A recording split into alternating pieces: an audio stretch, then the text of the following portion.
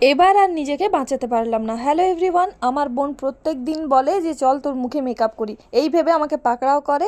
আর আমার তো কিছু করার থাকে না। আগের ওর নিজের থেকে মেকআপ করা আর এখন মেকআপ করার মধ্যে একটা পার্থক্য রয়েছে। আগে কিন্তু মেকআপ ক্লাস করেওনি আর শেখেওনি, এখন কিন্তু মেকআপের ক্লাস করছে। তো দেখো এখানে আমার চোখে নাও খুঁজে দিয়েছে না, তবে এটাতে ওর কোনো দোষ নেই, আমিই বেশি চোখ পিটপিট করছিলাম, কারণ আমি তো আর মডেল নই যেটাতে অভ্যস্ত হব। তবে আমার ক্ষেত্রে একটু ব্যতিক্রম, আমার চোখের সামনে হাত নিয়ে আসলেই মনে হয় আমার চোখটা শিরশির করতে থাকে। আমার শুধু ভয় লাগে যখনই মুখে মেকআপ করা হয়, আমি আমার আই পোর্শনটাকে নিয়ে ভীষণ ভয় পাই, কারণ আমার সবসময় মনে হয় এই চোখের মধ্যে হয় খুঁচে দেবে, নইলে মেকআপ করতে গিয়ে মানে যখন কাজলটা লাগাবে আমার চোখে, আমার চোখ দিয়ে জল বেরিয়ে আসবে আর আমি কান্নাকাটি করে পুরো ফেসের মেকআপটা 12টা বাজিয়ে ফেলবো। তো তোমাদের সঙ্গে কথা বলতে বলতে দেখো এই যে আমার বোন কিন্তু এখানে আমার আই মেকআপটা কমপ্লিট করে ফেলেছে, তাও আবার একটা চোখে। বোনকে এখানে বলছিলাম ভালো হয়েছে, কিন্তু একটা চোখে কেমন লাগছে দেখতে। বোন বলছে ভালো হয়েছে যখন একটা হাম্পি দে, তাই ওকে একটা হাম্পি দিলাম। আবার ওকে বলছি যে একটা চোখে যখন হয়ে গেছে আর একটা চোখ কেন বাকি থাকে। তো দেখো আর একটা চোখ নিয়ে আবার বসে পড়েছে।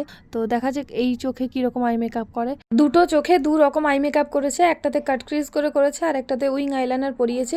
যতটাও পেরেছে আমার মনে হয় অনেকটা ভালো করেছে, আস্তে আস্তে আরো ভালো করতে পারবে। তো এটাই ব্যাপার, সারাদিনের পর আমি ভীষণ ক্লান্ত ছিলাম আর সেই সময় ও আমাকে পাকড়াও করেছে যে চল আই মেকআপ করবো। আমি ওকে বলেছিলাম যে দেখ আজকে আর ভালো লাগছে না, আজকে ছেড়ে দে, আজকে আর করতে হবে না, পরে তুই প্র্যাকটিস করিস। কিন্তু ওই যে কোনো কিছু করার ইচ্ছার যদি মাথায় চাপে তাহলে সহজে নামতে চায় না। আর আমি নিজেকে বাঁচাতে পারি না, সে মার খাওয়া হোক কিংবা মেকআপ।